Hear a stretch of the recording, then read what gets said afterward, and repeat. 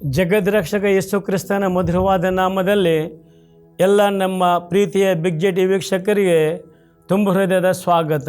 ಪ್ರಾರ್ಥನೆ ಮಾಡಿಕೊಳ್ಳೋಣ. ಪ್ರೀತಿಯಲ್ಲಿ ಐಶ್ವರ್ಯವುಳ್ಳಂಥ ನಮ್ಮ ಪರಲೋಕದ ತಂದೆಯಾದ ದೇವರೇ, ಮತ್ತೊಂದಾವರ್ತಿ ಬಿಗ್ ಜೆ ಟಿಯಲ್ಲಿ ಸಂದೇಶ ಕೊಡುವಂಥ ಕೃಪೆ ಕೊಟ್ಟಿದ್ದ ಸ್ತೋತ್ರ. ನನ್ನ ಮುಖಾಂತರ ನೀನೇ ಮಾತನಾಡು. ನನ್ನ ತುಟಿ ನಾಲಿಗೆ ಗಂಟಲನ್ನು ಮುಟ್ಟು ಸ್ವಾಮಿ. ಆತ್ಮನ ಅಭಿಷೇಕ ಪ್ರಭಾವನ ಸ್ವರೂಪನ ದರ್ಶನ ನನಗೆ ಉಂಟಾಗಿ ನಿನ್ನಲ್ಲಿ ಲೀನವಾಗಿದ್ದುಕೊಂಡು ವಾಕ್ಯ ಸಾರುವಂಥ ಕೃಪೆ ಮಾಡಬೇಕೆಂದು ನಮ್ಮ ರಕ್ಷಕನು ಒಡೆಯನೂ ಆಗಿರುವಂಥ ಯೇಸುವೆ, ಘನತೆ ಮಹಿಮೆ ಪ್ರಭಾವಗಳನ್ನು ನಿನ್ನ ಮುದ್ದು ಪಾದಗಳಿಗೆ ಅರ್ಪಣೆ ಮಾಡಿ ಯೇಸುವೆ ನಿನ್ನ ಒಂದೇ ನಾಮದಲ್ಲಿ ಬೇಡಿ ಹೊಂದಿದ್ದೇವೆ ನಮ್ಮ ಜೀವವುಳ್ಳ ತಂದೆಯೇ, ಆಮೇನ್.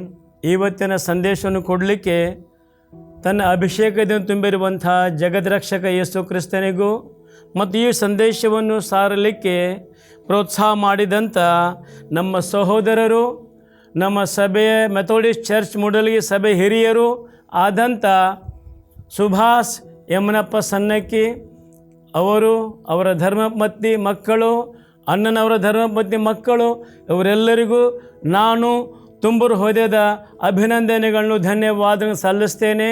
ಈ ಒಂದು ಸಂದೇಶದಿಂದ ಬರುವಂಥ ಆಶೀರ್ವಾದ ಅವರ ಕುಟುಂಬಕ್ಕೆ ಸಲ್ಲಲಿ. ಅವರ ವ್ಯಾಪಾರ ಉದ್ಯೋಗ, ಯೋಚನೆ ಪ್ರಯತ್ನ ಆರ್ಥಿಕವಾಗಿ, ರಾಜಕೀಯವಾಗಿ, ಪಾರಮಾರ್ಥಿಕವಾಗಿ, ಸಾಮಾಜಿಕವಾಗಿ ಬೆಳೆಯುವಂತೆ ಕೃಪೆ ಮಾಡಬೇಕೆಂಬುದಾಗಿ ನಾನು ದೇವರಲ್ಲಿ ಪ್ರಾರ್ಥಿಸುವವನಾಗಿದ್ದೇನೆ. ಈ ಹೊತ್ತು ನಾವು ನೇರವಾಗಿ ದೇವರ ಸಂದೇಶಕ್ಕೆ ಹೋಗೋಣ. ಇವತ್ತಿನ ಸಂದೇಶದ ಮುಖ್ಯ ವಿಷಯ ದೇವರ ವಾಕ್ಯ ಎಂಬುದಾಗಿ. ನೋಡಿರಿ, ಜಗತ್ತಿನಲ್ಲಿ ಅನೇಕ ಗ್ರಂಥಗಳಿವೆ, ಮಹಾಕಾವ್ಯಗಳಿವೆ, ದೊಡ್ಡ ದೊಡ್ಡ ವ್ಯಕ್ತಿಗಳು ಬರೆದಂಥ ಕವಿತೆಗಳಿವೆ. ಆದರೆ ಅವ್ಯಾವಕ್ಕೂ ಕೂಡ ದೇವರ ವಾಕ್ಯ ಅನ್ನುವುದಿಲ್ಲ. ಆದರೆ ಸತ್ಯವೇದದ ಬೈಬಲಿನ ಪ್ರತಿಯೊಂದು ವಚನಗಳಿಗೆ ದೇವರ ವಾಕ್ಯ ಎಂದು ಹೇಳ್ತಾರೆ. ಯಾಕೆಂದರೆ ಇದು ಮನುಷ್ಯರಿಂದ ಬರೆಯಲ್ಪಟ್ಟರೂ ಕೂಡ ಭಾಗವಾಗಿ ವಿಭಾಗವಾಗಿ ಬೇರೆ ಬೇರೆ ಸಂದರ್ಭಗಳಲ್ಲಿ, ಬೇರೆ ಬೇರೆ ಕಾಲಗಳಲ್ಲಿ, ಬೇರೆ ಬೇರೆ ಸ್ಥಳಗಳಲ್ಲಿ ಬರೆಯಲ್ಪಟ್ಟರೂ ಕೂಡ ದೇವರಾತ್ಮನೇ ಇದನ್ನು ಬರೆಸಿರುವುದರಿಂದ ಇದಕ್ಕೆ ದೇವರ ವಾಕ್ಯ ಎಂಬುದಾಗಿ ಕರೆದರು. ಲೋಕದ ಎಲ್ಲ ಗ್ರಂಥಗಳ ಕರ್ತೃ ಮನುಷ್ಯರಾಗಿರುವುದರಿಂದ ಅವು ಇಂದು ಇದ್ದು ನಾಳೆ ಇಲ್ಲದಂತಾಗುತ್ತವೆ. ಆದರೆ ಸತ್ಯವೇದ ಎಂದಿಗೂ ಇಲ್ಲದಂತೆ ಆಗುವುದಿಲ್ಲ. ಲೋಕದಲ್ಲಿ ಅತ್ಯಂತ ಹೆಚ್ಚು ಭಾಷೆಯಲ್ಲಿ ತರ್ಜುಮೆಗೊಂಡಿರುವಂಥ, ಅತ್ಯಂತ ಹೆಚ್ಚು ಪ್ರತಿಗಳನ್ನು ಪ್ರಿಂಟ್ ಮಾಡಿರುವಂಥ ಶ್ರೇಯ ಈ ಸತ್ಯವೇದಕ್ಕೆ, ಬೈಬಲಿಗೆ ಸಲ್ಲುತ್ತದೆ ಪ್ರಿಯರೇ. ಅದಕ್ಕಾಗಿ ಈ ಸತ್ಯವೇದವನ್ನು ಯಾರೂ ಅಳ್ಳಗಲಿಕ್ಕೂ ಸಾಧ್ಯವಿಲ್ಲ. ಅದೇ ರೀತಿಯಾಗಿ ಇವತ್ತಿನ ದಿನ ಕನ್ನಡದ ವ್ಯಾಕರಣದ ಪ್ರಕಾರ ವಾಕ್ಯ ಅಂದರೆ ಏನೆಂಬುದಾಗಿ ನೋಡುವಾಗ, sentence is A group of words which gives complete meaning. ಅಂದರೆ ಈ ವಾಕ್ಯ ಅನ್ನುವಂಥದ್ದು ಸರಿಯಾದ ಅರ್ಥವನ್ನು ಕೊಡುವ ಅನೇಕ ಶಬ್ದಗಳ ಸಮೂಹವೇ ವಾಕ್ಯ ಎಂಬುದಾಗಿ ವ್ಯಾಕರಣದಲ್ಲಿ ಹೇಳ್ತಾರೆ. ಹಾಗೆ ಈ ದೇವರ ವಾಕ್ಯ ಅನ್ನುವಂಥದ್ದು ಕೂಡ ಬೇರೆ ಬೇರೆ ಸ್ಥಳಗಳಲ್ಲಿ, ಬೇರೆ ಬೇರೆ ಭಾಗಗಳಲ್ಲಿ, ಬೇರೆ ಬೇರೆ ಸಂದರ್ಭಗಳಲ್ಲಿ, ಬೇರೆ ಬೇರೆ ವ್ಯಕ್ತಿಗಳಿಂದ ಬರಲ್ಪಟ್ಟರೂ ಕೂಡ ಈ 66 ಪುಸ್ತಕಗಳನ್ನು ಒಳಗೊಂಡಿರುವಂಥ ಸತ್ಯವೇದ ಸುಮಾರು 39 ಜನ ಬರೆದರೂ ಕೂಡ ಇದನ್ನು ಸರಿಯಾಗಿ ಜೋಡಣೆ ಮಾಡಿ ಸರಿಯಾದ ಅರ್ಥ, ಸರಿಯಾದ ಜ್ಞಾನ, ಸರಿಯಾದ ಭಕ್ತಿ ಉಂಟಾಗಿ ಮಾಡುವುದಕ್ಕೆ ಪೂರಕವಾಗಿರುವಂಥದ್ದಕ್ಕಾಗಿಯೇ ಸತ್ಯವೇದದ ವಚನಗಳನ್ನು ದೇವರ ವಾಕ್ಯ ಎಂಬುದಾಗಿ ಕರೆಯುತ್ತಾರೆ. ಅದಕ್ಕಾಗಿ ಹಳೆಯ ಒಡಂಬಡಿಕೆಯಲ್ಲಿ ಭಾಗವಾಗಿ ಮಾತುಗಳ ಮೂಲಕ, ಪ್ರವಾದಿಗಳ ಮೂಲಕ ಮಾತನಾಡಿದಂಥ ನಮ್ಮ ಯೆಹೋವ ದೇವರು ಈ ಒಂದು ಆಧುನಿಕ ಕಾಲದಲ್ಲಿ ಅಥವಾ ಹೊಸ ಒಡಂಬಡಿಕೆಯ ಯುಗದಲ್ಲಿ ಯೇಸು ಕ್ರಿಸ್ತನ ಮೂಲಕ ನಮ್ಮೊಟ್ಟಿಗೆ ಮಾತನಾಡುವವನಾಗಿದ್ದಾನೆ. ಅದಕ್ಕಾಗಿ ಒಬ್ಬ ವಿಶ್ವಾಸಿ ದಿನಾಲು ಸತ್ಯವೇದವನ್ನು ಓದದೆ ಹೋದರೆ ಅವನು ದೇವರ ಜೊತೆಗೆ ನಿಕಟ ಸಂಬಂಧವನ್ನು ಹೊಂದಲಾರ. ಸತ್ಯವೇದ ಓದದಿದ್ದರೆ ನಮಗೆ ಸಂತೋಷ ಕೂಡ ಸಿಕ್ಕುವುದಿಲ್ಲ. ಯಾಕೆಂದರೆ ಈ ಸತ್ಯವೇದ ಶ್ರೇಷ್ಠವಾಗಿರುವಂಥ ದೇವರ ವಾಕ್ಯವಾಗಿದೆ. ಅದಕ್ಕಾಗಿ ದೇವರ ವಾಕ್ಯದ ಬಗ್ಗೆ ಆಲೋಚನೆ ಮಾಡುವಾಗ ಕೆಲವು ವಿಷಯಗಳನ್ನು ನಾವು ಗಮನದಲ್ಲಿಟ್ಟುಕೊಂಡು ಧ್ಯಾನಿಸೋಣ. ಮೊದಲನೇದಾಗಿ, ದೇವರ ವಾಕ್ಯ ಹೊಸ ಜೀವನಕ್ಕೆ ಜನ್ಮ ಕೊಡುತ್ತದೆ. ನೋಡಿ, ದೇವರ ವಾಕ್ಯ ನೀವು ಅದನ್ನು ಅಂಗೀಕರಿಸಿದಾಗ ಒಂದು ನೂತನ ಜನ್ಮ ಹುಟ್ಟುತ್ತದೆ. ಅದಕ್ಕಾಗಿ ಕೊರಿಂಥ ಸಭೆಗೆ ಬರೆಯುವಾಗ 2 ಕೊರಿಂಥ 5:17 ಬರೆಯಲ್ಪಟ್ಟಿದೆ, ಯಾವನಾದರೂ ಕ್ರಿಸ್ತನಲ್ಲಿದ್ದರೆ ನೂತನ ಸೃಷ್ಟಿಯಾದನು, ಈಗೋ ಪೂರ್ವ ಸ್ಥಿತಿಯೆಲ್ಲ ಹೋಗಿ ಎಲ್ಲವೂ ನೂತನವಾಯಿತು.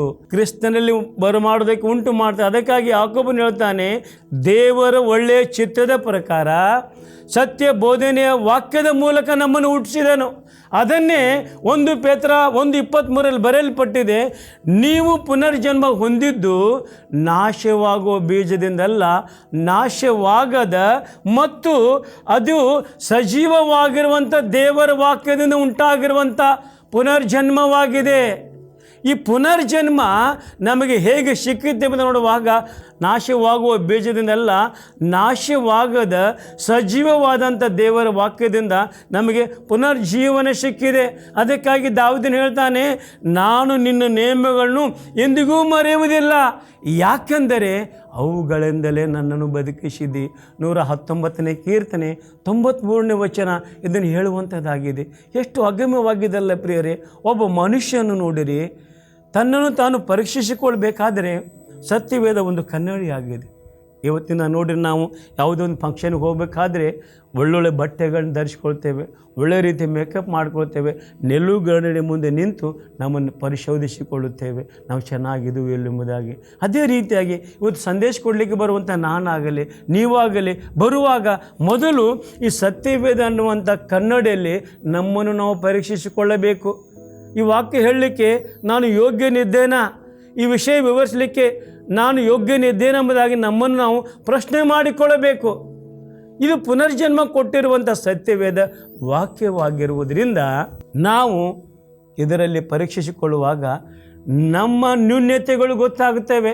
ಹೊರ ತೋರಿಕೆಗೆ ನಾನು ಬಹಳ ಸುಂದರವಾಗಿ ಕಾಣುತ್ತೇನೆ, ಬಹಳ ಜ್ಞಾನವಂತನಾಗಿ ಕಾಣುತ್ತೇನೆ, ಬಹಳ ಒಂದು ಉನ್ನತ ಮಟ್ಟದಲ್ಲಿರುವವನಂತೆ ಕಾಣುತ್ತೇನೆ.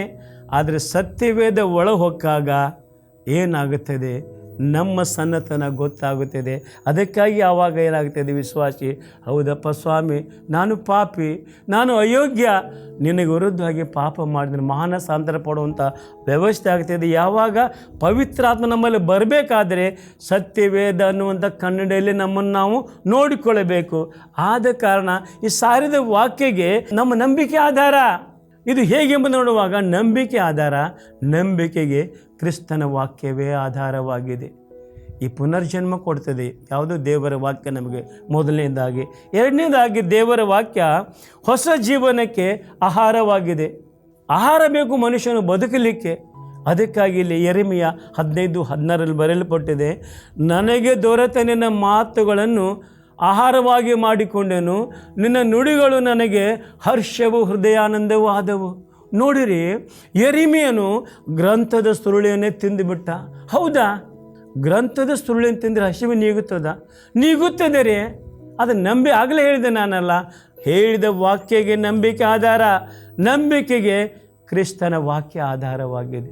ಯೇಸು ಕ್ರಿಸ್ತನಿಗೆ 40 ದಿನ ಶೋಧನೆ ಆದಮೇಲೆ ಸೈತಾನ ಬಂದ, ಒಂದು ಕಲ್ಲನ್ನು ತೆಗೆದುಕೊಂಡು ಹೇಳಿದ, ರೊಟ್ಟಿ ಮಾಡು ತಿನ್ನು ಅಂತ ಹೇಳಿದಾಗ ಯೇಸು ಕ್ರಿಸ್ತ ಹೇಳಿದನು, ಮನುಷ್ಯನು ರೊಟ್ಟಿ ತಿಂದ ಮಾತ್ರದಿಂದ ಬದುಕುವುದಿಲ್ಲ, ದೇವರ ಬಾಯಿಯಿಂದ ಬರುವಂಥ ಪ್ರತಿಯೊಂದು ಮಾತಿನಿಂದ ಬದುಕುತ್ತಾನೆ ಎಂಬುದಾಗಿ ಹೇಳಿದನು ಪ್ರಿಯರೇ. ಅದಕ್ಕಾಗಿ ಇವತ್ತಿನ ದಿನ ನಾವೇನಾಗಬೇಕಾಗಿದೆ, ಅದಕ್ಕಾಗಿ ದಾವೀದನು ಹೇಳ್ತಾನೆ, ನಿನ್ನ ನುಡಿಗಳು ನನ್ನ ನಾಲಿಗೆಗೆ ಎಷ್ಟೋ ರುಚಿಯಾಗಿವೆ, ಅವು ಜೇನುತುಪ್ಪಕ್ಕಿಂತಲೂ ಸಿಹಿಯಾಗಿವೆ. ಹೌದಲ್ಲ ಪ್ರಿಯರೇ. 119ನೇ ಕೀರ್ತನೆ 103ನೇ ವಚನ ಹೇಳ್ತಾಯಿದೆ, ಜೇನುತುಪ್ಪಕ್ಕಿಂತ ಸಿಹಿಯಾಗುವುದಾಗಿ ದಾವೀದನು ಹೇಳ್ತಾನೆ.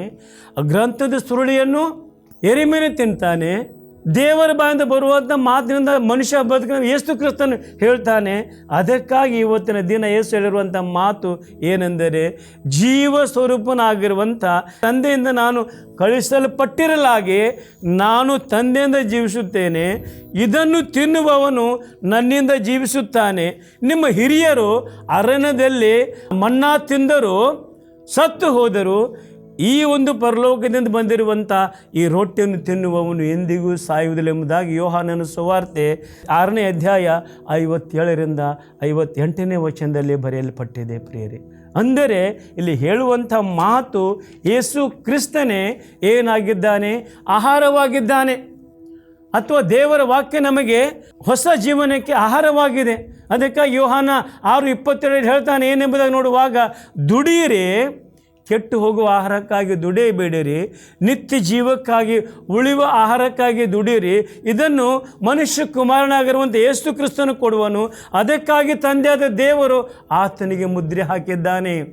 ಈಗ ನಾವು ಬ್ರಿಡ್ಜ್ ಬಂದಿದೆ, 8 ದಿನ ಅದೇ ಇಟ್ಟು ತಿಂದರೂ ಕೂಡ ಅದು ಫ್ರೆಶ್ ಅನ್ನಿಸ್ತದೆ, ಆದರೆ ಅದರಲ್ಲಿ ಕೆಮಿಕಲ್ ಸೇರ್ತದೆ. ಈಗ ವೈಜ್ಞಾನಿಕವಾಗಿ ಪರೀಕ್ಷೆ ಮಾಡಿದಾಗ ಫ್ರಿಡ್ಜ್ ಆಹಾರ ಆರೋಗ್ಯಕ್ಕೆ ಹಾನಿಕರ ಎಂಬುದಾಗಿ ತೀರ್ಮಾನ ಮಾಡಲಾಗಿದೆ. ಅದಕ್ಕೆ ಕನ್ನಡದಲ್ಲಿ ತಂಗಳ ಪೆಟ್ಟಿಗೆ ಅಂತಾರೆ.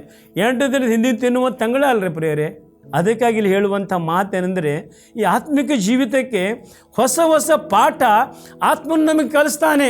ಅದಕ್ಕಾಗಿ ನಾವು ಆತ್ಮನಿಗೆ ಒಳಗಾಗಬೇಕು. ಆ ಹೊಸ ಹೊಸ ಪಾಠ ಬರಬೇಕಾಗಿದ್ದರೆ ದೇವರಿಗೆ ಒಳಗಾಗಬೇಕು. ಅದಕ್ಕಾಗಿ ದೇವರ ವಾಕ್ಯ ಹೇಳ್ತದೆ, ಇಬ್ರಿಯ 5:12-14 ಬರೆಯಲ್ಪಟ್ಟಿದೆ, ನೀವು ಇಷ್ಟು ವರ್ಷ ದೇವರ ವಾಕ್ಯ ಕೇಳಿದಿರಲ್ಲ, ಅನೇಕ ಸೇವಕರು ಬಂದು ಸೇವೆ ಮಾಡಿದಿರಲ್ಲ, ನಿಮ್ಮ ವಯಸ್ಸು 20 ಆಗಿದೆ, 30 ಆಗಿದೆ, 40 ಆಗಿದೆ, 50, 60, 70 ಆಗಿದೆ, ಗೊತ್ತಿಲ್ಲ. ಇಷ್ಟರಲ್ಲಿ ನೀವು ಕೂಡ ಸೇವಕರಾಗಬಹುದಾಗಿತ್ತು. ಆದರೂ ಕೂಡ ಇನ್ನೂ ನೀವು ಏನಾಗಿದ್ದೀರಿ? ಹಾಲು ಕುಡುವ ಕೂಸಿನಂತಿದ್ದೀರಿ. ಹಾಲು ಕುಡಿಯುವ ಕೂಸಿಗೆ ಬಲ ಇರುವುದಿಲ್ಲ. ಬೆಳವಣಿಗೆಯಲ್ಲಿ ಒಂದು ಕೊರತೆ ಉಂಟಾಗಿ ಆ ರೋಗಗ್ರಸ್ತನಾಗಿರುತ್ತಾನೆ. ನೋಡಿ, ದೈಹಿಕವಾಗಿ ಬೆಳೆದಂಥ ಮಗ ಬೆಳೆದಿದ್ದರೆ ತಂದೆ ತಾಯಿಗೆ ಬಹಳ ಚಿಂತೆ ಆಗ್ತದೆ. ನೋಡಿರಿ, ಹುಟ್ಟಿದ 1 ವರ್ಷ 2 ವರ್ಷ ಎಷ್ಟು ಪ್ರೀತಿ ಮಾಡ್ತು ಮಕ್ಕಳನ್ನ. 4, 5 ವರ್ಷ, 6 ವರ್ಷ, 7, 8, 9, 10 ವರ್ಷ ಆದರೆ ಮಗ ಬೆಳೆದ್ರೆ ಚಿಂತೆ ಆಗ್ತದೆ. ಯಾಕೆ ನನ್ನ ಮಗ ಬೆಳೀತಿಲ್ಲ, ಗಟ್ಟಿ ಆಹಾರ ತಿಂತಿಲ್ಲ, ಬರೀ ಹಾಲೇ ಕೊಡ್ತಿದ್ದಾನೆ ನಮ್ಮದಾಗಿ ಚಿಂತೆ ಆಗ್ತದೆ. ಯಾವುದೊಂದು ಕೊರತೆ ಅವನಲ್ಲಿದೆ. ಹಾಗೆ ನಮ್ಮ ದೇವರು ಕೂಡ ನಮ್ಮ ಬಗ್ಗೆ ಆತ್ಮಿಕ ಜೀವನ ನೋಡಿದಾಗ, ಏನಪ್ಪ ಇಷ್ಟು ವರ್ಷ ಅವರು ಕ್ರೈಸ್ತರಾಗಿದ್ದರೂ ಕೂಡ ಇನ್ನೂವರೆಗೆ ಬಾಲಬೋಧೆ ಮಾಡಬೇಕಾಗಿದೆಯಲ್ಲ, LKG UKG ಪಾಠ ಹೇಳಬೇಕಾಗಿದೆಯಲ್ಲ ಎಂಬುದಾಗಿ ದೇವರು ದುಃಖ ಪಡ್ತಾನೆ. ಹಾಲು ಯಾರಿಗೆ? ಕೂಸಿಗೆ ಬೇಕು. ಗಟ್ಟಿ ಆಹಾರ ಯಾರಿಗೆ? ಪ್ರಾಯಸ್ಥರಾದಂಥ ವ್ಯಕ್ತಿಗಳಲ್ಲಿ ವಾಕ್ಯ ಬರೆಯಲ್ಪಟ್ಟಿದೆ. ಇಬ್ರಿಯ 5:12-14 ಬರೆಯಲ್ಪಟ್ಟಿದೆ, ಪ್ರಾಯಸ್ಥರಾಗಿರುವಂಥ ವ್ಯಕ್ತಿಗಳಿಗೆಂದರೆ ಜ್ಞಾನೇಂದ್ರಿಯಗಳನ್ನು ಸಾಧನೆ ಮಾಡಿ ಶಿಕ್ಷಿಸಿ ಕೆಟ್ಟದ್ದು ಒಳ್ಳೆಯದರ ಭೇದವನ್ನು ತಿಳಿಯುವವರಿಗೆ ಗಟ್ಟಿ ಆಹಾರ ಬೇಕು. ಇವತ್ತಿನ ದಿನ ನಾವು ಹಾಲು ಕೊಡುವಂಥ ವ್ಯಕ್ತಿಗಳೆಲ್ಲ ಬದಲಾಗಿ ಗಟ್ಟಿ ಆಹಾರ ತಿನ್ನುವಂಥ ವ್ಯಕ್ತಿಗಳಾಗಿರುವುದರಿಂದ ನಾವು ಕೂಸುಗಳಾಗಿರದೆ ಆತ್ಮಿಕವಾಗಿ ಬಲವರ್ಧನೆ ಹೊಂದಿ ನಮ್ಮ ಒಂದು ಪಂಚೇಂದ್ರಿಯಗಳನ್ನು ಗೆಲ್ಲಬೇಕು.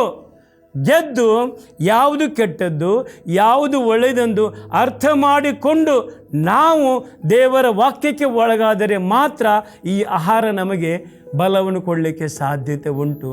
ಆದರೆ ಕೂಶರೀತಿ ಇರುವಂಥದ್ದು ದುಃಖಕರವಾಗಿರುವಂಥ ಸಂಗತಿ. ಅದಕ್ಕಾಗಿ 3ನೇದಾಗಿ ನೋಡುವಾಗ ದೇವರ ವಾಕ್ಯ ನಮಗೆ ಆಯುಧವಾಗಿದೆ. ಹೌದಲ್ರಿ, ನೀವೆಲ್ಲ ಹೇಳಿದ್ರಿ ದೇವರ ವಾಕ್ಯ ನಮಗೇನಾಗಿದೆ? ಹೊಸ ಜೀವನ ಕೊಟ್ಟಿದ್ದು. ದೇವರ ವಾಕ್ಯ ನಮಗೆ ಆಹಾರವಾಗಿದೆ. ಇನ್ನು ದೇವರ ವಾಕ್ಯ ಆಯುಧ ಹಾಕಬೇಕು, ಬಹಳ ಮುಖ್ಯವಾಗಿ ಬೇಕು ಪ್ರಿಯರೇ. ಇವತ್ತಿನ ಭಾರತ ದೇಶ ನೋಡ್ರಿ, ಯಾರಿಗೂ ವೈರಿ ಇಲ್ಲ. ಅವರು ವೈರತ್ವ ಮಾಡಲಿಲ್ಲ. ನಮ್ಮ ಭಾರತ ದೇಶದವರು ಯಾರಿಗೂ ಕೆಟ್ಟದನ್ನು ಮಾಡಲಿಲ್ಲ. ಎಲ್ಲಿಯಾದರೂ ಅನಾಹುತ ಅವಘಡ ಆದರೆ, ಭೂಕಂಪ ಆದರೆ, ಫ್ಲಡ್ ಆದರೆ ಆಹಾರ ಮತ್ತು ಔಷಧಿಗಳನ್ನು ಕೊಟ್ಟು ಕಳಿಸ್ತಾರೆ. ಆದರೂ ಕೂಡ ನಮ್ಮ ಭಾರತ ದೇಶ ರಕ್ಷಣೆಗಾಗಿ ಒಂದು ಡಿಫೆನ್ಸ್ ಮಿನಿಸ್ಟ್ರಿ ಅನ್ನುವಂಥದ್ದಿದೆ. ಅಲ್ಲಿ ಖರ್ಚಾಗುವಂಥ ಹಣ ಬಹಳವಾಗಿದೆ. ಯಾಕೆಂದರೆ ಯಾವ ಪಕ್ಕದ ವೈರಿ ರಾಷ್ಟ್ರ ನಮ್ಮ ಮೇಲೆ ಯುದ್ಧ ಮಾಡಬಾರದೆಂದು ಅಲ್ಲಿ ಗಡಿಯಲ್ಲಿ ಮಳೆ ಚಳಿ ಬಿಸಿಲೆನ್ನದೆ ಸೈನಿಕರು ಹೋರಾಡುತ್ತಿರುವುದರಿಂದಲೇ ದೇಶದ ಒಳಗಿರುವ ನಾವುಗಳು ಸುರಕ್ಷಿತವಾಗಿ ಇದ್ದೇವೆ. ಅದಕ್ಕಾಗಿ ಇಲ್ಲಿ ನಾವು ಆತ್ಮಿಕವಾಗಿ ಸುರಕ್ಷಿತವಾಗಿರಬೇಕಾಗಿದ್ರೆ ಆಯುಧಗಳು ಬೇಕು ಪ್ರಿಯರೇ. ಅಷ್ಟು ರಕ್ಷಣಾ ವೆಚ್ಚ ಯಾಕೆ ಮಾಡಬೇಕು? ವೈರಿ ರಾಷ್ಟ್ರಗಳು ನಮ್ಮ ಮೇಲೆ ಅಕಸ್ಮಾತ್ತಾಗಿ ಯುದ್ಧಕ್ಕೆ ಬಂದಾಗ ಅವರನ್ನು ಎದುರಿಸುವಂಥ ಬಲ ನಮ್ಮಲ್ಲಿ ಬೇಕು. ಅದಕ್ಕಾಗಿ ಭಾರತ ರಕ್ಷಣಾ ಒಂದು ಶಕ್ತಿ ಬಲಿಷ್ಠವಾಗಿದೆ. ಹಗಲು ರಾತ್ರಿ ಹೋರಾಡಿದರೂ ಕೂಡ ಸೈನಿಕರ ಒಂದು ಬಲ ಕುದ್ದದಂಥ ಗಟ್ಟಿ ಆಹಾರ ಅವರಿಗೆ ನಮ್ಮ ಭಾರತ ಸರ್ಕಾರ ಕೊಡುತ್ತದೆ. ಅದಕ್ಕಾಗಿ ಇವತ್ತು ನಮಗೂ ಕೂಡ ಆಯುಧಗಳು ಬೇಕು. ಯಾವುದೆಂಬುದು ನೋಡುವಾಗ ಮೊದಲನೇದಾಗಿ ಸತ್ಯ ಎಂಬ ನಡಕಟ್ಟು ಬೇಕು, ಎರಡನೇದಾಗಿ ನೀತಿ ಎಂಬ ವಜ್ರ ಕವಚ, ಮೂರನೇದಾಗಿ ಸಮಾಧಾನ ವಿಷಯವಾದ ಸುವಾರ್ತೆಯನ್ನು ಸಾರುವುದರಲ್ಲಿ ಶುದ್ಧ ಮನಸ್ಸೆಂಬ ಕೆರೆ ಬೇಕು, ನಾಲ್ಕನೇದಾಗಿ ನಂಬಿಕೆ ಎಂಬ ಗುರಾಣಿ ಬೇಕು, ಐದನೇದಾಗಿ ರಕ್ಷಣೆ ಎಂಬ ವಜ್ರ ಕವಚ ಬೇಕು, ಆರನೇದಾಗಿ ಪವಿತ್ರಾತ್ಮನು ಕೊಡುವ ದೇವರ ವಾಕ್ಯ ಬೇಕು. ಇವು 6 ಆಯುಧಗಳು ಬೇಕು ಪ್ರಿಯರೇ. ಯಾಕೆ 6 ಆಯುಧ ಬೇಕಂದರೆ ಅದು ದೇವರ ವಾಕ್ಯದಲ್ಲಿ ಬರೆಯಲ್ಪಟ್ಟಿದೆ. ಎಫೆಸ 6:14-17 ವಚನದಲ್ಲಿ ಬರೆಯಲ್ಪಟ್ಟಿದೆ. ಈ ಆತ್ಮ ರಕ್ಷಣೆಗೆ ಮೊದಲನೇದಾಗಿ ಸತ್ಯ ಅನ್ನುವಂಥ ನಡುಕಟ್ಟು ನಾವು ಕಟ್ಟಿಕೊಳ್ಳಲೇಬೇಕು. ಎಂಥ ಪರಿಸ್ಥಿತಿಯಲ್ಲಿ, ಎಂಥ ಸನ್ನಿವೇಶದಲ್ಲಿ ಸತ್ಯವನ್ನು ಬಿಟ್ಟು ಸುಳ್ಳನ್ನು ಹೇಳುವಂಥದ್ದು ಕ್ರೈಸ್ತರ ಒಂದು ರೀತಿ ನೀತಿ ಅಲ್ಲ. ಸಾಂದರ್ಭಿಕವಾಗಿ ಉಸಿರುಳ್ಳಿ ಹಾಗೆ ಬಣ್ಣ ಬದಲಾಯಿಸುವುದು ಕ್ರೈಸ್ತರ ನೀತಿಯಲ್ಲ. ಪ್ರಾಣ ಹೋದರೂ ಕೂಡ ಸತ್ಯವನ್ನು ಹೇಳಬೇಕು. ಅದಕ್ಕಾಗಿ ಇವತ್ತಿನ ದಿನ ಸತ್ಯವೆಂಬ ನಡುಕಟ್ಟನ್ನು ಕಟ್ಟಿಕೊಳ್ಳಬೇಕು. ಎರಡನೇದಾಗಿ ನೀತಿ ಎಂಬ ವಜ್ರ ಕವಚ. ನೀತಿ, ನ್ಯಾಯ, ಧರ್ಮ ಅನ್ನುವಂಥ ವಜ್ರ ಕವಚ. ಆ ವಜ್ರ ಕವಚ ನಮ್ಮನ್ನು ಯಾವ ಸಂದರ್ಭದಲ್ಲಿಯೂ ಒಳಗೆ ಸೈತಾನ್ ನುಗ್ಗಲಿಕ್ಕೆ ಕೊಡುವುದಿಲ್ಲ. ಮೂರನೇದಾಗಿ ಸಮಾಧಾನ ವಿಷಯವಾದ ಸುವಾರ್ತನ ಸಾರಲಿಕ್ಕೆ ಒಂದು ಸಿದ್ಧ ಮನಸ್ಸೆಂಬ ಮೆಟ್ಟು ಚಪ್ಪಲಿಗಳು ಬೇಕು. ನಾಲ್ಕನೇದಾಗಿ ನಂಬಿಕೆ ಎಂಬ ಗುರಾಣಿ. ಐದನೇದಾಗಿ ರಕ್ಷಣೆ ಸ್ಥಿರಸ್ಥಾನ. ಆರನೇದಾಗಿ ಪವಿತ್ರಾತ್ಮನು ಕೊಡುವಂಥ ದೇವರ ವಾಕ್ಯ ಅನ್ನುವಂಥ ಈ 6 ಆಯುಧಗಳನ್ನು ನಾವು ಇಟ್ಟುಕೊಳ್ಳುವಾಗ ನಮ್ಮ ಆತ್ಮಿಕ ಜೀವಿತದ ಮೇಲೆ ಯಾವುದೇ ವ್ಯಕ್ತಿ, ಯಾವುದೇ ಶಕ್ತಿ ಯುದ್ಧ ಮಾಡಲಿ, ಹೋರಾಡಲಿ ನಮ್ಮನ್ನು ಜಯಿಸಲಿಕ್ಕೆ ಆಗುವುದಿಲ್ಲ ಪ್ರಿಯರೇ. ಅದಕ್ಕಾಗಿ ಈ ಹೊತ್ತಿನ ದಿನ ದೇವರ ವಾಕ್ಯ ಹೇಳ್ತಿದೆ, ಇಬ್ರಿಯ 4:12 ಬರೆಯಲ್ಪಟ್ಟಿದೆ, ದೇವರ ವಾಕ್ಯವು ಏನಾಗಿದೆ? ಸಜೀವವಾದದ್ದು, ಕಾರ್ಯಸಾಧಕವಾದದ್ದು, ಯಾವ ಇಬ್ಬಾಯಿ ಗತ್ತಿಗಿಂತಲೂ ಹದವಾದದ್ದು, ಪ್ರಾಣ ಆತ್ಮಗಳನ್ನು ಕೀಲು ಮಜ್ಜೆಗಳನ್ನು ತೂರಿ ಹೋಗುವ ಮಟ್ಟಿಗೆ ಬಲವುಳ್ಳಂಥದ್ದು ಮತ್ತು ಹೃದಯದ ಆಲೋಚನೆಗಳನ್ನು, ಉದ್ದೇಶಗಳನ್ನು ವಿವೇಚಿಸುವಂಥದ್ದಾಗಿದೆ. ನೋಡ್ರಿ ಪ್ರಿಯರೇ, ಎಷ್ಟು ಅಗಮ್ಯವಾಗಿದೆ ನೋಡ್ರಿ. ದೇವರ ವಾಕ್ಯ ಸಜೀವವಾಗಿದೆ. ಅಷ್ಟೇ ಮಾತ್ರವಲ್ಲ, ಕಾರ್ಯ ಮಾಡ್ತಾಯಿದ್ರಿ. ಇದು ಬಿಳಿ ಹಾಳೆಯ ಮೇಲೆ ಕರಿ ಅಕ್ಷರದಿಂದ ಕೂಡಿರುವಂಥ ಅಕ್ಷರ ಅಲ್ಲ, ಇದು ಯೇಸುವಿನ ರಕ್ತದ ಪ್ರತೀಕವಾಗಿದೆ. ಕಾರ್ಯ ಸಾಧಿಸ್ತಾ ಇದೆ. ಮಾತ್ರವಲ್ಲದೆ ಇಬ್ಬಾಯಿ ಕತ್ತಿ 2 ಕಡೆ ಹೊಡ್ತಿದೆ. ಹೇಳುವಂಥ ನನ್ನನ್ನು ಕೂಡ ಹೊಡೆಯುತ್ತದೆ, ಕೇಳುವಂಥ ನಿಮ್ಮನ್ನು ಕೂಡ ಹೊಡೆಯುತ್ತದೆ. ಅದರ ಬಗ್ಗೆ ಎಚ್ಚರವಾಗಿರಬೇಕು. ಅಷ್ಟು ಮಾತ್ರವಲ್ಲ, ಪ್ರಾಣ ಆತ್ಮಗಳನ್ನು ಕೀಲು ಮಜ್ಜೆಗಳನ್ನು ತೂರಿ ಹೋಗುವಂಥ ಶಕ್ತಿ ದೇವರ ವಾಕ್ಯಕ್ಕಿದೆ. ಅದಕ್ಕಾಗಿ ನಾವು ಆಲೋಚನೆ ಮಾಡಬೇಕು. ಹಿಂದೆ ನಮ್ಮಲ್ಲಿ ಸೇವಕರಿದ್ದರು, ಅವ್ರು ಹೇಳ್ತಿದ್ರು, ಸುರೇಶ್ ಪ್ರಸಂಗ ಮಾಡಿದ್ರೆ ಇದಾಗ ಬಡ್ದು ಬೆನ್ನಾಗ ಪಾರಾಕೈತೆ ಅಂತ ಹೇಳಿ ನನಗೆ ಹೇಳ್ತಿದ್ರು. ಅವಾಗ ನಾನು ಹೇಳ್ತಿದ್ದೆ, ಪ್ರಿಯರೇ ಗುರುಗಳೇ, ನನ್ನ ಮಾತುಗಳು ನಿಮ್ಮ ಅಂಗಿ ಕೂಡ ಮುಟ್ಟುವುದಿಲ್ಲ. ಅವು ದೇವರ ಮಾತುಗಳಾಗಿರುವುದರಿಂದಲೇ ಹಾಗೆ ನಿಮಗೆ ಭಾಸವಾಗುತ್ತದೆ, ಅನಿಸಿಕೆ ಆಗುತ್ತದೆ. ನನ್ನ ಮಾತುಗಳೆಲ್ಲ ದೇವರ ಮಾತುಗಳು ಎದೆಯಲ್ಲಿ ಬೆಳೆದು ಬೆನ್ನಲ್ಲಿ ಪಾರಾಗುತ್ತವೆ. ದೇವರ ವಾಕ್ಯ ಅಷ್ಟು ಅಗಮ್ಯವಾಗಿದೆ, ಆಳವಾಗಿ ತೂರು ಹೋಗುವಂಥದ್ದಾಗಿದೆ. ಅದಕ್ಕಾಗಿ ಯೇಸು ಕ್ರಿಸ್ತ ಹೇಳಿದ, ಮತ್ತಾಯ 10:30 ಹೇಳಿದ, ದುಡ್ಡಿಗೆ 2 ಗುಬ್ಬಿಗಳು ಸಿಗುತ್ತವೆ, ಆದರೆ ದೇವರ ಚಿತ್ತಲಿದೆ, ಒಂದು ಗುಬ್ಬಿ ಕೂಡ ತೆಳಗೆ ಬೀಳುವುದಿಲ್ಲ. ನಿಮ್ಮ ತಲೆ ಕೂದಲು ಕೂಡ ಎಣಿಸಲ್ಪಟ್ಟಿವೆ, ಧೈರ್ಯದಿಂದಿರಿ ಎಂಬುದಾಗಿ ಹೇಳಿದ. ಅದಕ್ಕಾಗಿ ದೇವರ ವಾಕ್ಯಕ್ಕೆ ಒಳಗಾಗಬೇಕು. ನಾವು ರಕ್ಷಣೆ ಹೊಂದಬೇಕಾದ್ರೆ ಈ 6 ಆಯುಧ ಬೇಕು. ಏನೆಂಬುದು ಸತ್ಯವೆಂಬ ನಡುಕಟ್ಟು ಬೇಕು, ನೀತಿ ಎಂಬ ವಜ್ರ ಕವಚ ಬೇಕು, ಮಾತ್ರವಲ್ಲದೆ ಸಮಾಧಾನ ವಿಷಯದ ಕೆರೆ ನಡಬೇಕು, ನಂಬಿಕೆ ಗುರಾಣಿ ಬೇಕು, ರಕ್ಷಣೆ ಶಿರಸ್ತ್ರಾಣ ಬೇಕು, ಪವಿತ್ರಾತ್ಮ ದೇವರ ವಾಕ್ಯ ಬೇಕು. ಇನ್ನು ಮುಂದೆ 4ನೇದಾಗಿ ನೋಡುವಾಗ ದೇವರ ವಾಕ್ಯ ಹೊಸ ಜೀವನಕ್ಕೆ ಮಾರ್ಗದರ್ಶನವಾಗಿದೆ. ಕೀರ್ತನೆಗಳು 119, 105ನೇ ವಚನ. ನಿನ್ನ ವಾಕ್ಯವು ನನ್ನ ಕಾಲಿಗೆ ದೀಪವು, ನನ್ನ ದಾರಿಗೆ ಬೆಳಕಾಗಿದೆ. ದೇವರ ವಾಕ್ಯ ನಮ್ಮ ಕಾಲಿಗೆ ದೀಪ, ದಾರಿಗೆ ಬೆಳಕಾಗಿದೆ. ಅದು ಹೊಸ ಜೀವನಕ್ಕೆ ಮಾರ್ಗದರ್ಶನ ಮಾಡ್ತಿದೆ. ಜ್ಞಾನೋಕ್ತಿ ಪುಸ್ತಕ ಹೇಳ್ತದೆ 6:22-23 ಬರೆಯಲ್ಪಟ್ಟಿದೆ, ಈ ವಾಕ್ಯ ಅಥವಾ ಈ ಉಪದೇಶ ನಡೆಯುವಾಗ ನಿನ್ನ ನಡೆಸುತ್ತದೆ, ಮಲಗಿಕೊಂಡಾಗ ನಿನ್ನನ್ನು ಕಾಯುತ್ತದೆ, ಎಚ್ಚರಗೊಂಡಾಗ ನಿನ್ನೊಡನೆ ಮಾತನಾಡ್ತದೆ. ಇದು ಹಗುರವಾಗಿರುವಂಥ, ಸಾಧಾರಣವಾಗಿರುವಂಥ ವಾಕ್ಯಗಳಲ್ಲ ಪ್ರಿಯರೇ. ಕಾರ್ಯ ಸಾಧಿಸುವಂಥ, ಪ್ರಾಣ ಆತ್ಮ ಕೀಲು ಮಜ್ಜೆಗಳನ್ನು ತೂರು ಹೋಗುವಂಥ ವಾಕ್ಯಗಳಾಗಿರುವಾಗ ಅವು ನಮ್ಮನ್ನು ನಡೆಸ್ತೇವೆ, ಕಾಯ್ತೇವೆ. ಅದಕ್ಕಾಗಿ ಇವತ್ತಿನ ಇಂಥ ವಾಕ್ಯ ನಮ್ಮಲ್ಲಿರುವಾಗ ನಾವು ಆಲೋಚನೆ ಮಾಡಬೇಕಾಗಿದೆ. ಏನೆಂಬುದನ್ನು ಯೆಹೋಶುವನಿಗೆ ದೇವರು ಹೇಳ್ತಾನೆ, ನೀನು ನನ್ನ ಸೇವಕನಾಗಿರುವಂಥ ಮೋಶೆ ಹೇಳುವಂಥ ಬೋಧನೆಯನ್ನು ಅನುಸರಿಸಿ ನಡಿ, ಎಡಕ್ಕಾದರೂ ಬಲಕ್ಕಾಗಲಿ ತಿರುಗಬೇಡ, ನನ್ನ ಮಾತುಗಳಿಗೆ ಅನುಗುಣವಾಗಿ ಜೀವನ ಮಾಡು, ಆಗ ನೀನು ಹೋಗುವಲ್ಲೆಲ್ಲ ನಿನ್ನ ಜೊತೆಗೆ ನಾನಿರ್ತೇನೆ, ಆಗ ನೀನು ಎಲ್ಲ ಕಾರ್ಯಗಳಲ್ಲಿ ಕೃತಾರ್ಥನಾಗುವಿ, ಸಫಲನಾಗಿ ಎಂಬುದಾಗಿ ಯೆಹೋಶುವ 1:7-9 ವಚನದಲ್ಲಿ ಬರೆಯಲ್ಪಟ್ಟಿದೆ. ಮಾತ್ರವಲ್ಲದೆ ಈ ವಾಕ್ಯ ಧ್ಯಾನ ನಮಗೇನು ಮಾಡ್ತಿದೆ ನೋಡುವಾಗ ಕೀರ್ತನೆಗಳ ಪುಸ್ತಕ 119ನೇ ಅಧ್ಯಾಯ 98ರಿಂದ 100 ವಚನ ಓದುವಲ್ಲಿ ಬರೆಯಲ್ಪಟ್ಟಿದೆ, ನಿನ್ನ ಆಜ್ಞೆಗಳ ಮೂಲಕ ನಾನು ವೈರಿಗಳಿಗಿಂತ ಬುದ್ಧಿವಂತನಾಗಿದ್ದೇನೆ. ನಿನ್ನ ನಿಯಮಗಳು ನನ್ನ ಧ್ಯಾನವಾಗಿರುವುದರಿಂದ ನಾನು ಉಪಾಧ್ಯಾಯರಿಗಿಂತ ಜ್ಞಾನಿಯಾಗಿದ್ದೇನೆ. ನಿನ್ನ ಕಟ್ಟಳೆ ಕೈಕೊಂಡಿರುವುದು ಹಿರಿಯರಿಗಿಂತ ವಿವೇಕ ಆಗಿದ್ದೇನೆ. ವೈರಿಗಿಂತ ಹೆಚ್ಚಾದ ಜ್ಞಾನ ಸತ್ಯವೇದ ಸಿಗ್ತದೆ, ಉಪಾಧ್ಯಾಯರಿಂದ ಹೆಚ್ಚಾದ ಜ್ಞಾನ ಸತ್ಯವೇದದಿಂದ ಸಿಗ್ತದೆ, ಹಿರಿಯರಿಗಿಂತ ಹೆಚ್ಚಾದ ಜ್ಞಾನ ಸತ್ಯವೇದದಿಂದ ಸಿಗ್ತದೆ. ಅದಕ್ಕಾಗಿ ನಾವು ಆಲೋಚನೆ ಮಾಡುವಂಥ ಸಂಗತಿ ಏನೆಂಬುದನ್ನು ನೋಡುವಾಗ ಇದು ನಮ್ಮ ಮಾರ್ಗಕ್ಕೆ ಬೆಳಕಾಗಿದೆ. ಇನ್ನು ಕೊನೆಯದಾಗಿ 5ನೇದಾಗಿ ನೋಡುವಾಗ ಈ ದೇವರ ವಾಕ್ಯ ಹೊಸ ಜೀವನಕ್ಕೆ ಶುದ್ಧೀಕರಣ ಮಾಡುವ ಸಾಧನವಾಗಿದೆ. ಹೇಗೆಂದರೆ ನಾವು ತೊಳೆಯಲ್ಪಡಬೇಕಾದರೆ ದೇವರ ವಾಕ್ಯವೇ ಒಂದೇ ಸಾಧನ. ಇವತ್ತು ನೋಡಿರಿ, ಆವತ್ತಿನ ದಿನ ದೇವರ ಆಲೋಚನೆ ಏನಾಗಿತ್ತು ಎಂಬುದು ಎಫೆಸ 5:22 ಬರೆಯಲ್ಪಟ್ಟಿದೆ, ಸಭೆ ಕಳಂಕ ಸುಕ್ಕು ಮುಂತಾದೊಂದು ಇಲ್ಲದ ಶುದ್ಧ ಕನ್ನಿಕು ಎಂಬಂತೆ ಪರಿಶುದ್ಧವೂ ನಿರ್ದೋಷವೂ ಮಹಿಮೆಯುಳ್ಳದ್ದು ಆಗಿರುವ ಸಭೆಯನ್ನಾಗಿ ತನ್ನೆದುರಲ್ಲಿ ನಿಲ್ಲಿಸಿಕೊಳ್ಳಬೇಕೆಂದು ವಾಕ್ಯೋಪದೇಶ ಸಹಿತವಾದಂಥ ಜಲಸ್ನಾನ ಮಾಡಿಸಿ ಶುದ್ಧ ಮಾಡಿದನು. ವಾಕ್ಯ ನಮ್ಮನ್ನು ಜಲಸ್ನಾನ ಮಾಡಿಸಿ ಶುದ್ಧ ಮಾಡುವಂಥದ್ದಾಗಿದೆ. ದೇವರ ವಾಕ್ಯ ಬಹಳ ಅವಶ್ಯವಾಗಿದೆ. ಪೇತ್ರನಿಗೆ ಹೇಳಿದ ಅವತ್ತು ಶಿಷ್ಯರ ಪಾದ ತೊಳೆಯುವಾಗ ಕೊನೆ ರಾತ್ರಿ ಭೋಜನದಲ್ಲಿ ಯೋಹಾನನ ಸುವಾರ್ತೆ 13:8 ಬರೆಯಲ್ಪಟ್ಟಿದೆ, ನನ್ನನ್ನು ತೊಳೆಯಬೇಡಿ ಎಂಬುದಾಗಿ ಹೇಳಿದ. ಆದರೆ ಯೇಸು ಹೇಳಿದ, ನಾನು ನಿನ್ನನ್ನು ತೊಳೆದಿದ್ದರೆ ನನ್ನಲ್ಲಿ ನಿನಗೆ ಭಾಗವಿಲ್ಲ. ಅದೇ ರೀತಿಯಾಗಿ ಇವತ್ತಿನ ದಿನ ದೇವರ ವಾಕ್ಯ ಹೊಸ ಜೀವನಕ್ಕೆ ಪರಿಶುದ್ಧತೆಯನ್ನು ಕೊಡುವಂಥ ಸಾಧನವಾಗಿದೆ. ನೋಡಿರಿ, ಆ ದೂರನ್ನು ಅಳಿಬೇಕಾದರೆ ಕಿಲೋಮೀಟ್ರ್ ಬೇಕಾಗ್ತದೆ. ಅದೇ ರೀತಿಯಾಗಿ ನೀರನ್ನು ಅಳಿಬೇಕಾದ್ರೆ ಘನಮೀಟ್ರ್ ಬೇಕಾಗ್ತದೆ. ಅಥವಾ ಮನುಷ್ಯನ ಶರೀರದ ಉಷ್ಣತೆ ಅಳಿಬೇಕಾದರೆ ಥರ್ಮಾಮೀಟ್ರ್ ಬೇಕಾಗ್ತದೆ.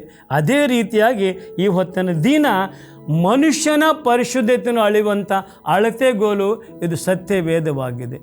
ನಾವು ಎಷ್ಟು ಪರಿಶುದ್ಧವಾಗಿದ್ದೇವೆ, ನೀವು ಎಷ್ಟು ಪರಿಶುದ್ಧರಾಗಿದ್ದೀರಿ ಅನ್ನುವಂಥದ್ದು ಜನರು ಹೇಳಬೇಕಾಗಿಲ್ಲ, ಸತ್ಯವೇದ ಹೇಳ್ತದೆ. ಅದಕ್ಕಾಗಿ ಇವತ್ತಿನ ದಿನ ಸತ್ಯವೇದ ಅನ್ನುವಂಥ ಕನ್ನಡಿಯಲ್ಲಿ ನಮ್ಮನ್ನು ನಾವು ಪರೀಕ್ಷೆ ಮಾಡಿಕೊಳ್ಳಬೇಕು.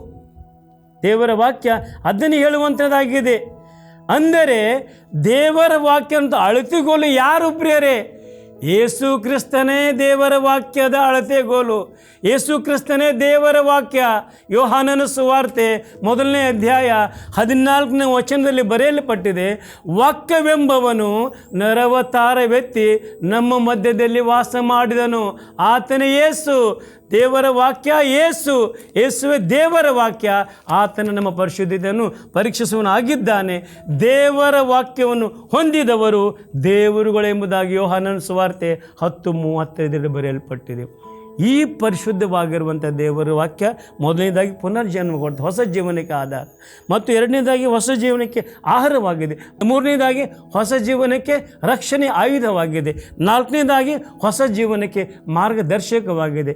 ಐದನೇದಾಗಿ ಹೊಸ ಜೀವನಕ್ಕೆ ದೇವರ ವಾಕ್ಯ ಪರಿಶುದ್ಧತೆಯನ್ನು ಕೊಡುವಂಥ ಅಳತೆ ಕೋಲಾಗಿದೆ.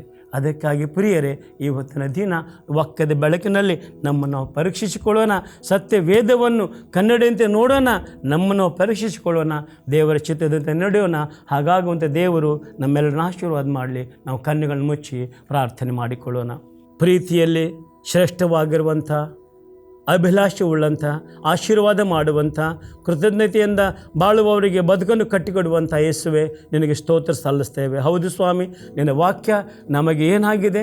ಪರಿಶುದ್ಧವಾಗಿರುವಂಥ, ಪರಿಪೂರ್ಣವಾಗಿರುವಂಥ ಜೀವನದ ಒಂದು ಆಯುಧ, ಶಕ್ತಿಯಾಗಿದೆ ಸ್ವಾಮಿ. ಇದನ್ನು ಅರ್ಥ ಮಾಡಿಕೊಂಡು ನಾವೆಲ್ಲರೂ ಭವಿಷ್ಯತ್ತಿನಲ್ಲಿ ನಿನಗಾಗಿ, ನಿನ್ನ ಮಹಿಮೆಗಾಗಿ ಜೀವನ ಮಾಡುವಂಥ ಕೃಪೆ ಮಾಡು. ಎಲ್ಲ ಸೈತಾನನ ಒಂದೊಂದು ಬಂಧನ ಮುರಿದು ಹಾಕಿ ಜೊತೆಗಿದ್ದು ಕಾಪಾಡು ಸ್ವಾಮಿ.